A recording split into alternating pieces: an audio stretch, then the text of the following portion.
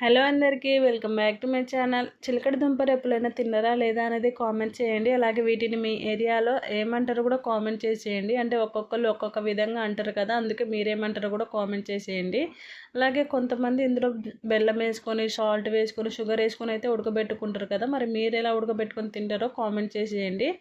నేనైతే ఇందులో సాల్ట్ వేసుకొని ఉడకబెట్టుకుంటాను. ఇందులో బెల్లం వేయాల్సిన అవసరం ఏమి ఉండదు, ఆల్రెడీ స్వీట్గానే ఉంటాయి కాబట్టి నేనైతే కొంచెం సాల్ట్ వేసుకొని ఒక 10 నిమిషాలు అయితే బాయిల్ చేసేసుకున్నాను. 10 నిమిషాలు బాయిల్ చేసేసుకుంటే సరిపోతుంది. కానీ ఇది ఉత్తిగా తినడం కంటే కూడా ఇలా బాయిల్ చేసుకొని తింటేనే చాలా మంచిది. ఇవి తినడం వల్ల మోకాలు నొప్పి కానీ, నడుము నొప్పి కానీ ఏవి రాకుండా అయితే ఉంటుందన్నమాట.